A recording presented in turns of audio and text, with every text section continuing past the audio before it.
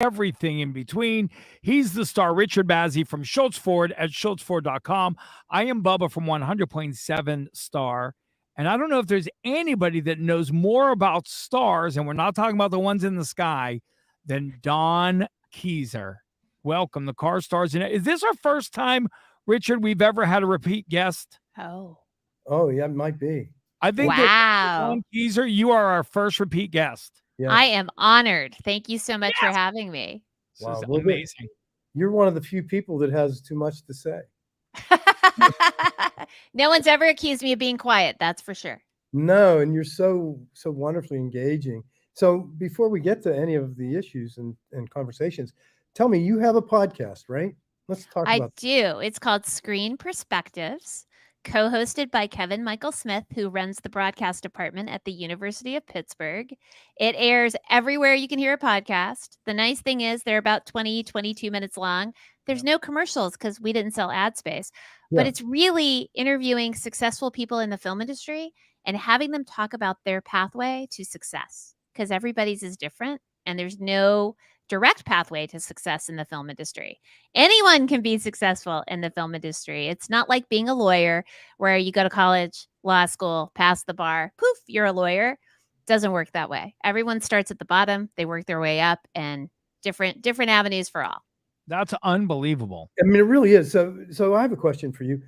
I am not a friend of, but I am kind of a byproduct of a friend with somebody that I'm wondering if you've interviewed, who is very relevant to the film industry here in the city of Pittsburgh, and that is Thomas Tull. Have you interviewed him? We haven't put him on the podcast yet, but I know Thomas very well. Thomas is the reason that Dark Knight Rises ever came to Pittsburgh, Pennsylvania. And it's why we were so lucky to have that show here. And he's a huge supporter. He's the former president and owner of Legendary Films. And yeah, he's a great addition to our community here in the region. I got to tell you, Don, I think the idea of you keeping your podcast to about 20 minutes is brilliant, because people's attention spans, like the idea of having, there's very few people and not that can pull off hours and hours of interview time. So getting in and out and getting people on and finding out about them leaves you wanting more, which I think is a great idea. Yeah, and the ones like Vlad Wolnitz, who is the executive producer on Mayor of Kingstown, he used to be the head of production at AMC. He greenlit Breaking Bad. He greenlit Mad Men. He greenlit Walking Dead. Like, he has amazing stories to tell. So I think we ended up with 3 different episodes with Vlad, just different parts of his career and how it all worked. Of course, we interviewed Russ Streiner, the founder and chair of the Pittsburgh Film Office, producer and creator of Night of the Living Dead. His show ended up in 3 episodes because there's just a lot of stories to tell. And people haven't heard these stories, so it's a good way to get them out there. Wow, Chelsea, what a great resource. Dawn, she can help you get guests for our show. I'm really good at it, Richard. I don't know why, but people are saying yes. So. You know people. I can't imagine saying no to you. I know people who know people. Like I know you guys, so it's perfect. That's fabulous. So Mayor of Kingstown, is it happening here right now? No, nothing's happening anywhere right now because of the strike. Strikes, plural, I should say, both the Writers Guild and Screen Actors Guild. So talk about that, Dawn. It's a work stoppage that's been going on well over 100 days at this point. It's a historic work stoppage in the industry. The last time it happened, before I was born, I rarely get to say that anymore, so I've been throwing it in. But it was 1960. Ronald Reagan, our former president, was the president of the Screen Actors Guild in 1960 when both the actors and the writers went on strike. So it's historic. It's never happened before. And in this case, the writers went on strike and then the actors went on strike to support the writers, correct? And some of these stories are kind of horror stories, but when you find out how much money these writers are making, it's kind of crazy.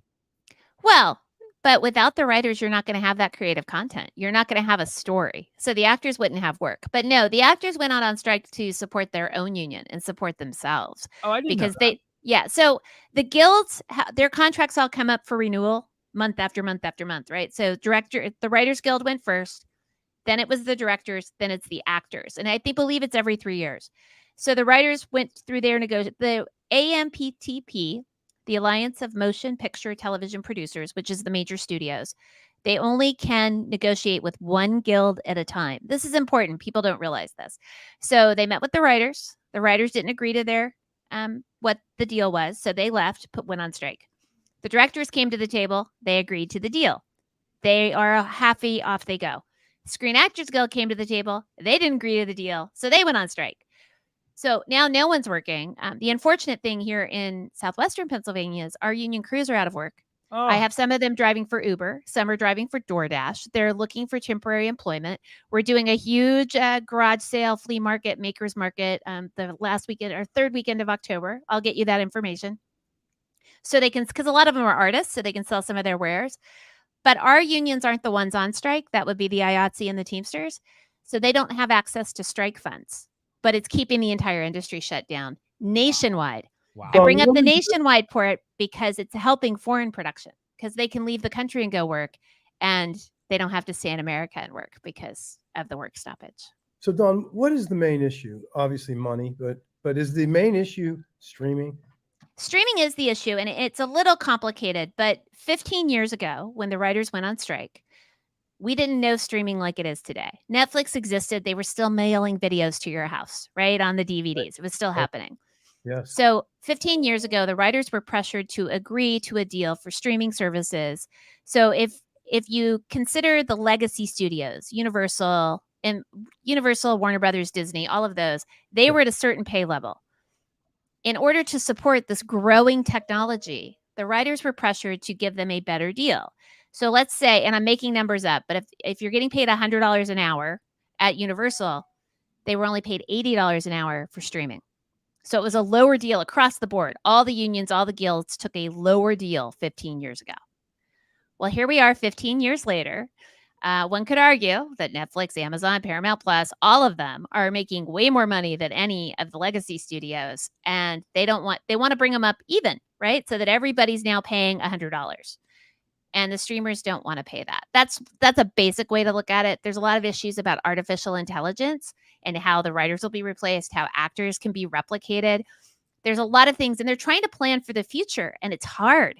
Because 15 years ago, if I'd told you and I could sit in your car, one of your amazing cars, and watch a show on our phone, we would have laughed because Netflix wasn't that prolific back then. Now you don't really even need a TV, right? You don't have to go to the movie theaters anymore. You can watch it on your phone, all because of how the streaming works. So I don't see an end in sight anytime soon, unfortunately, because they seem to be pretty far apart in where they're trying to get. But common sense says to me, why can't anybody see this? It should be equal, right? Why would it not be equal? I don't think you could give me a good argument as to why, if you're in your example, why one should be $80 and one should be $100. Why? Well, because those businesses have been saving all this money. No, this should be a no-brainer. I completely agree with you. And if we were in the room, we'd fix it. But it's big business, and they don't seem to really care about the people making this stuff, right? These are working people. These are family sustaining jobs across the country, but these are working class jobs. These aren't the executives still sitting in their studio offices making all the money. These are the people really working to make these projects happen. And sure. Go ahead, Bubba. And it's more than just actors and writers. By the way, if you're just tuning in to Car Stars and everything in between, we're talking to Dawn Keezer. But Dawn, real quick, your official title is? I'm the executive director of the Pittsburgh Film Office. So all the big movies are because of her. And more with Dawn Keezer when we come back on Cars, Stars, and everything in between.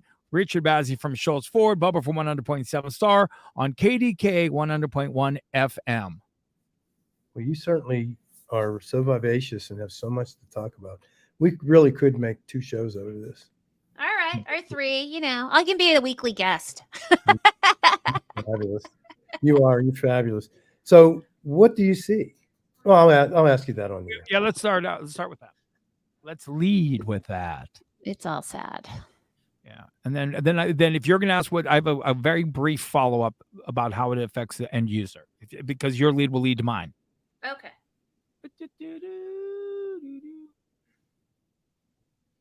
All right, here we go. 100.1 FM, AM 1020 KDKA. This is Car Stars and everything in between. He's the star, Richard Bazzi from Schultz Ford at schultzford.com. I'm Bubba from 100.7 Star, and the portal to the stars here in Pittsburgh, Pennsylvania is Dawn Keezer, and we were talking about the strike with the Screen Actors Guild. Well, right. We're hoping that they all come to a resolution soon. I had hoped it was gonna be over by Labor Day, but here we are, not over yet. We're hoping to get people back to work before the holidays. In the perfect world, if they settle soon, we can at least get the first episode of Mayor of Kingstown in because they've just announced season 3 will be returning to Pittsburgh. Well, first they announced it's gonna be airing on Paramount Plus yet again for season 3. Thankfully, Jeremy Renner is okay from his horrific snowplow accident. Oh, wow. And we will be back at work as soon as the strike's resolved. So we're hoping to get that in before the end of the year. In your crystal ball of balls, what do you see? Really, not hope, not hoping to get back by the holidays, but in Don Keezer's crystal ball. In my crystal ball, I think it's January. I think we'll have everybody back to work in January. And in the meantime, we're trying to find temporary employment for all of our over 5,000 people who work behind the scenes in this industry to feed their families, pay their house payments, and send their kids to school. Now, Go ahead, Bubba. Well, we're talking about like the people that are affected, whether it be the actors, the writers, the people that work on movie sets.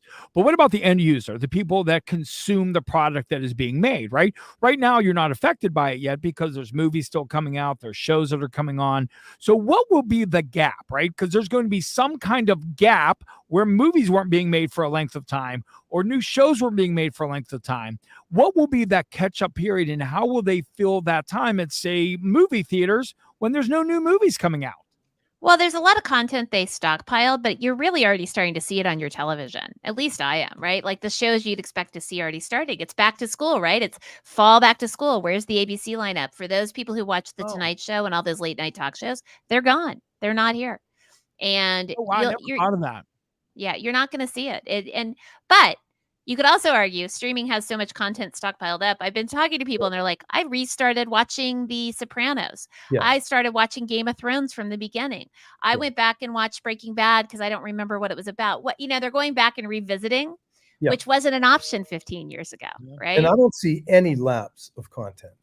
No, because there's a million things to watch. And the part that bothers me is you run those and the actors and the people that are connected to that project are not getting compensated for it. And that makes me crazy because it's not right.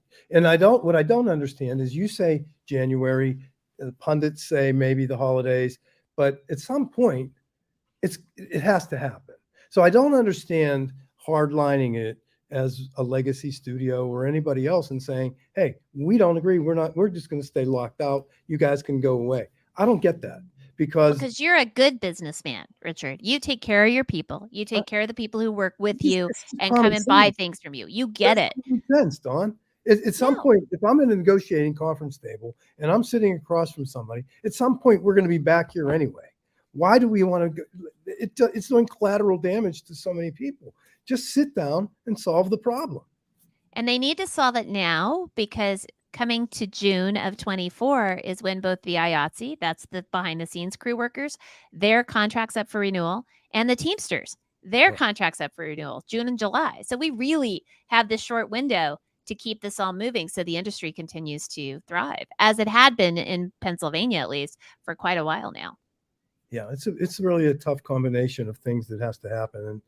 And, Teamsters are also looking at striking the auto industry right now.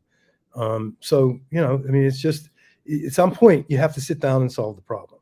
And I would just as soon see that happen now as later. As would we all. How much money does the film industry put into the local economy that is being lost because of the strike approximately in a year? We average $150 million a year, and we haven't worked since March of 23. Think about that. That's an amazing amount of money. That's a lot because of money. The de facto strike started before the strike because no one wanted to start new work because everybody knew the writers were going to go out, right? Because that was what the drum beats were saying. So everybody's been really unemployed since Kingstown left. So Dawn, $150 million a year into the local economy, to me, comes as direct straight line correlation to you. What happened? Where was that before you took over? Because it's mind-boggling to me that our city and our community is responsible in that business for that kind of revenue. And it just blows me away. You're kind, but it's not all me, right? Like I have a great team. I have a huge staff. There's 3 of us that work full time, but we have a great relationship, unlike most of some other areas. But in Southwestern PA, we work hand in hand with our union counterparts. You know, the IATSE Local 489, Teamsters 249. We are one big happy family. We work together to bring this work in here. But what really turned it around was 18 years ago when Governor Ed Rendell and the successful Pennsylvania Film Tax Credit Program that was created by Governor Rendell. And we started at 10 million. Second year was 75 million, have been as low as 42 million. Wow. Currently are at 100 million, with lots of promises from our new Governor Shapiro that he's going to dramatically increase this in his next budget. So I say that out loud because we're really going to push this, because the incentives is what drives this business. So if somebody's just listening and they hear those numbers, what does that number mean? When they talk about $100 million tax, $400 million to Pennsylvania, it's 25% of what they spend, right? So it's we give them 25 cents back on every dollar they spend in Pennsylvania at Pennsylvania businesses. Any rental or purchase has to be from a Pennsylvania business. We give them back 25 cents on the dollar. That's awesome. What a great program. But this is all dollars we wouldn't have. Right. So sometimes she spent $100 million. What did I see? But that $100 million in Pittsburgh into southwestern PA, because we represent all 10 counties, that translates to $150 million of revenue we never see here, of businesses who are getting this money that would never get this money because that business wouldn't be here. It's a worldwide competition. We've been holding our own, but lately New Jersey went to 400 million. California is at 700 million. Georgia is uncapped. They do not have a cap on their program at all. And last year, with their uncapped 30%, not 25%, 30 cents on every dollar, they brought in $6.6 billion to Georgia's economy, concentrated mostly in Atlanta, but $6.6 billion. We're pretty happy with our $150 million, but $6.6 billion. They've built infrastructure. They've built schools. They've built an amazing industry in Georgia. We just haven't gotten there. But we were at the same place 22 years ago. Atlanta and Pittsburgh were the same. So could somebody come to you with an idea and say, I want to produce this? An idea about making a movie? Yeah, making a movie, bring you a screenplay. Could you greenlight it? I wish I could greenlight it, but no. Thank you for asking that question. The film office works with greenlit projects that are ready to go into production. I'm happy to talk to people about their ideas. I'm happy to try to put them in touch with people who are producers, who are screenwriters. Like, we try to connect and be helpful. Mm-hmm. But where we really lie, our expertise lies in helping you get your project done, right? We can tell you how to close the road, get the bus you want, and, close the Carnegie Museum, put you in touch with the people who can get you into the museum. Like, we really connect you to get your production completed. But we'll help. Someone sent me a book yesterday that they wrote. They were like, how do I make it a screenplay? So then we, send them the stuff about the Writers Guild. Like, we have resources. We're happy to be a resource, but I don't produce anything. It's interesting to know, and I'll keep that in mind. Bubba. But we'll help. God will listen. Donna, you're our first ever repeat guest on Cars, Stars, and Everything in Between. Why do I have a gut feeling that you will be our first 3-time guest? And because I met Richard, write this down, put this in a calendar. Whenever this strike comes to an end, we need to have Dawn back so she can talk about all the cool things that are planned after the strike. I want Jeremy Renner, Dawn. Okay, let's see if we can get Jeremy. But on Saturday Night Live, when you're on 5 times, you get a jacket. So yes. I'm a little curious what I'm going to get. Cowboy hat. I have one. I have a car, so I got one of the 4. I should have been wearing it over my headphones today. Nicer cowboy hat. Oh, okay. I like my Ford cowboy hat Richard gave us. I love it. All right. This is Don Keezer, and this is Cars, Stars, and Everything in Between. Thanks, Don.